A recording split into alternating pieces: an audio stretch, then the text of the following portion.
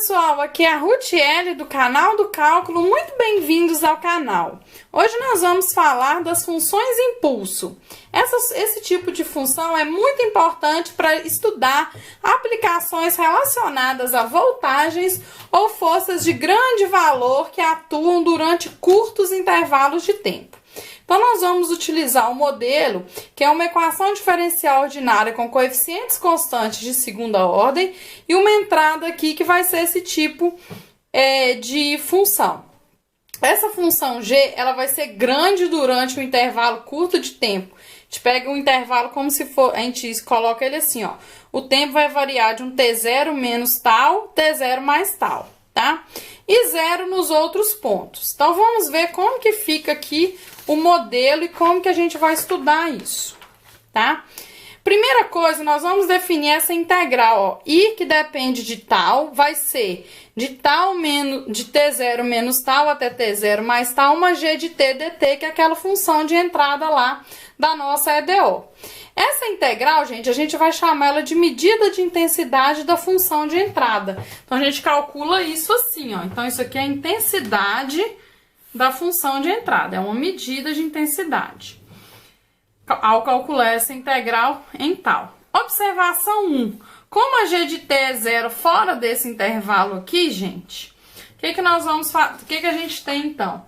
Calcular essa integral ou essa é a mesma coisa. Então, em muitos livros, ele já traz assim, ó.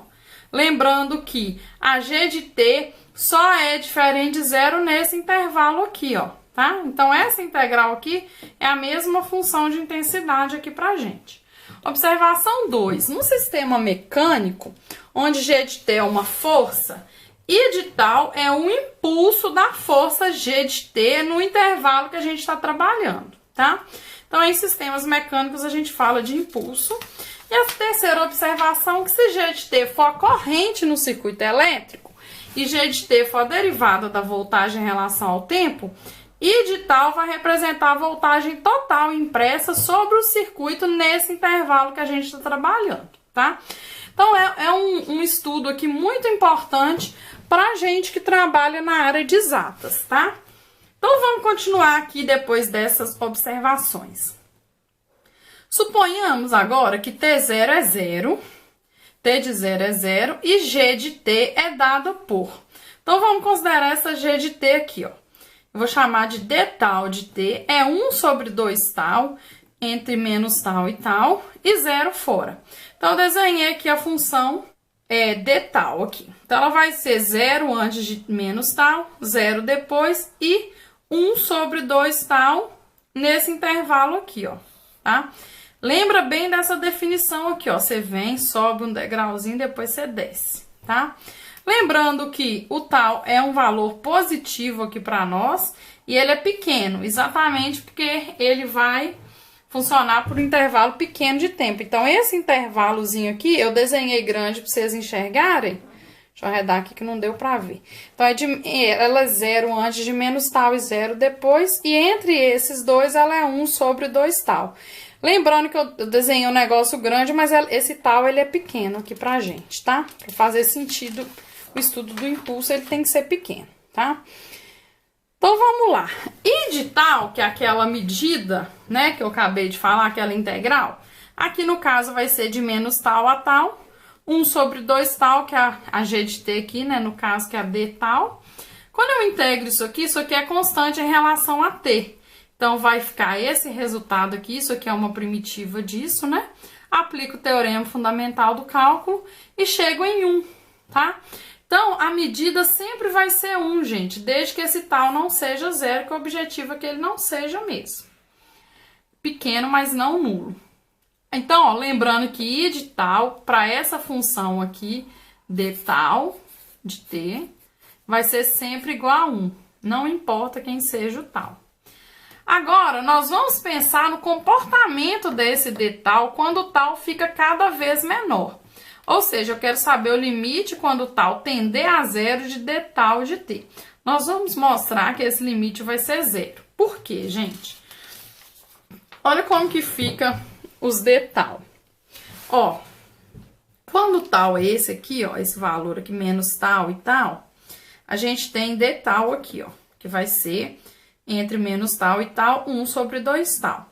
Quando o tal vai ficando menor, eu vou ter, então, esse pedaço e 0 fora.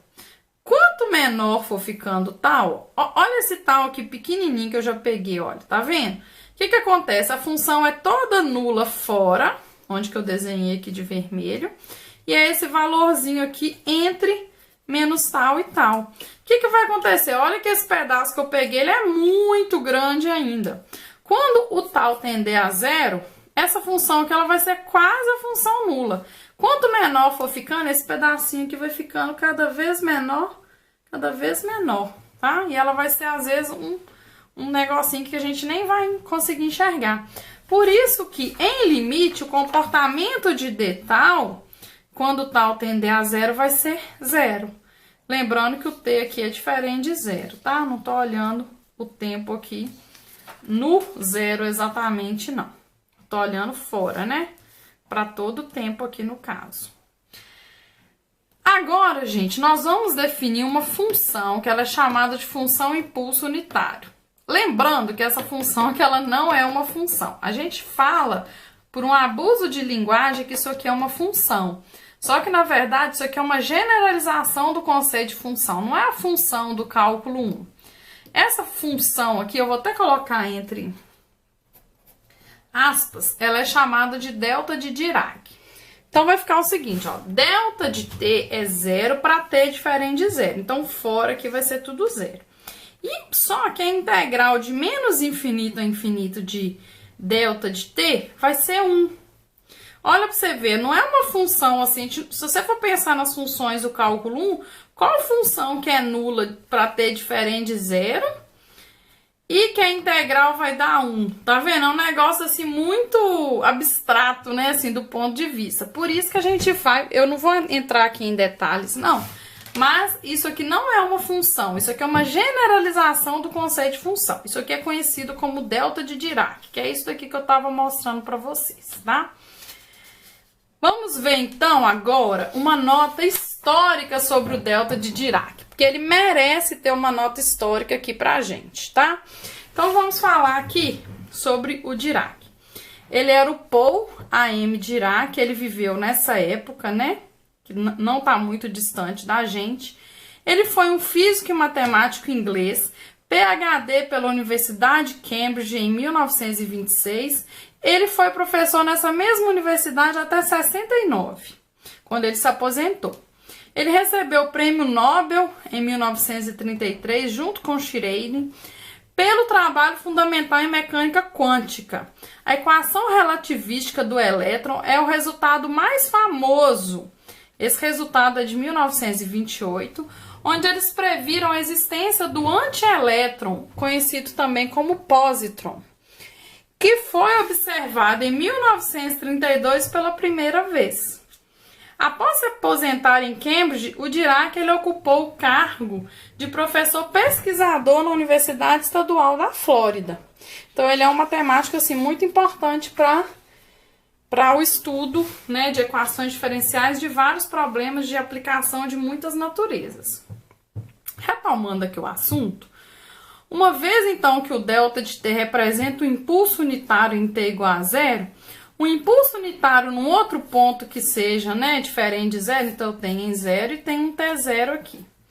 Vai ser dado por delta de t menos t0, que vai ser 0 para t diferente de t0, e vai ser 1 a integral de menos infinito a infinito.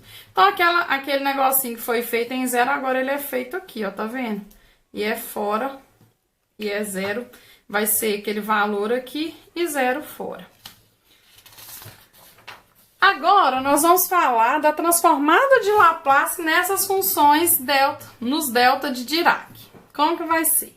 Vou fazer a seguinte definição. A transformada de Laplace desse delta de Dirac, já com o deslocamento t0, se o t0 for 0, já tá tranquilo aqui pra gente. Limite, então, de tal tendendo a 0, de transformada de Laplace da d tal, que é aquela função que a gente definiu anteriormente. Vou começar para t positivo, tá? E aí, como que vai fazer então? Então, primeira coisa, eu vou calcular esse pedacinho aqui de dentro. Depois, o meu objetivo é mandar o limite de tal tender a zero. Então, calculando só no pedacinho aqui de dentro, eu vou usar, então, a transformada disso, a definição de transformada, que é a integral de zero a mais infinito dessa coisa, ó. F de t eu coloquei aqui, tá? Agora, eu vou usar quem é a d tal. A d tal, ela é zero fora desse intervalo e é esse valor no intervalo. Resolve isso aqui, gente. Ó. A única coisa que tem que ter é isso aqui. Isso aqui é constante. Deixa constante, resolvo essa integral aqui em t, aplico o teorema fundamental do cálculo, chego nisso. Quando eu chego nisso, eu enxergo que isso daqui sobre 2 é o seno hiperbólico. Sobra isso e sobra esse tal aqui, tá? Então, eu resolvi essa parte aqui de dentro. Essa parte aqui de dentro deu isso daqui. Beleza? Então, vamos agora calcular o limite, que vai ser a transformada de Laplace. Então, vai ficar o seguinte, então, ó. Transformada de d tal, que eu acabei de calcular, deu isso. Agora, nós vamos calcular o limite. Para eu calcular o limite de tal tendendo a zero aqui, isso aqui é constante, ó. Só isso daqui que tá mandando. Então, vou calcular aqui separado. Tal tendendo a zero, seno hiperbólico de um S vezes tal, que é constante para o limite. Isso aqui tá dando uma indeterminação do tipo zero sobre zero, que eu posso resolver usando a regra de L'Hopital lá do cálculo 1. Então, eu vou derivar o numerador, derivando aqui, usando a regra da cadeia S cosseno hiperbólico, a derivada do seno hiperbólico, cosseno hiperbólico, derivada da de baixo da constante. Constante sobre a mesma constante dá 1. Quando tal tender a zero, isso aqui também tende a zero, cosseno hiperbólico de alguém próximo de zero vai ficando cada vez mais próximo de 1. Então, o limite é 1. Então, olha, o limite disso daqui deu 1. Logo, só sobrou isso aqui. Então, a transformada, o limite de transformada de d tal é isso, que era exatamente o que a gente queria para definir a transformada de função do delta de t menos t0. Então, quando eu tenho um delta de alguém aqui, delta vai ser isso daqui, ó. Esse t0 aqui, S, vai me dar uma transformada aqui. O t0 é positivo e aqui também o S é positivo, tá? Então, lembra quem é a transformada do delta de Dirac. Generalizando aqui pra gente, a fim de permitir que o t0 também seja zero, não seja só igual, né, delta de t menos t0, eu comecei com t0 positivo, mas eu também posso querer que ele seja zero e achar o delta de t, tá? O que eu faço, então? Eu faço o limite. Eu já achei aqui, eu achei isso daqui, né, ó. Quando eu faço o limite aqui, eu mando t0 para zero. E aí vai ficar o seguinte, quando esse t0 aqui tende a zero, isso aqui vai tender a 1, gente. Tá? Lembrando que o S é positivo aqui pra gente.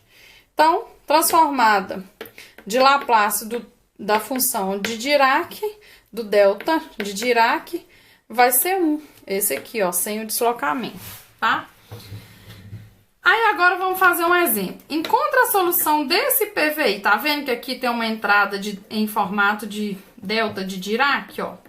Lembrando que eu acabei de mostrar, gente, ó. Acabei de mostrar isso aqui. Se o T0 for zero, isso aqui dá 1, né? E elevado a zero é 1. E aí, olha só. Aplica a transformada desse lado. Aplica os valores iniciais. Quem é delta transformada do delta de t menos 5? É a menos 5s, ó. Aqui é 5, aqui é 5. Então, eu achei isso daqui, ó. Lembrando que quando já tá fatorado e já é irredutível, eu completo quadrado. Completo quadrado, chego nisso, tá? E a gente sabe o seguinte, olha, isso daqui que tá separado aqui é a transformada de alguém que eu sei como é que eu calculo, gente. Isso daqui é lá na tabela, ó. É 4 sobre 15, uma exponencial do que tá aqui dentro, um seno do que tá aqui elevado ao quadrado, tá? E aí, aplico o teorema do deslocamento. Então, eu tava com isso e uma exponencial aqui multiplicando. Aplicando o teorema do deslocamento, eu tenho, então, uma U5, né? E aí, eu tenho isso daqui, com o teorema do deslocamento, que tá na playlist aqui, 2 vídeos acima. Se você não assistiu, vai lá assistir. Teorema do deslocamento é muito importante para nós. Essa função 5 aqui, que é uma função degrau unitário em 5, eu posso separar em t menor que 5 e t maior que 5, enxergar a solução do PVI dessa forma aqui, tá? Se você gostou dessa aula, compartilhe com seus amigos que estudam a área de exatas, se inscreva no canal e se inscreva no Facebook também. Facebook do Canal do Cálculo, nós estamos no Instagram. O Canal do Cálculo é um projeto de extensão do Cefet MG. Muito obrigada, até a próxima. Tchau!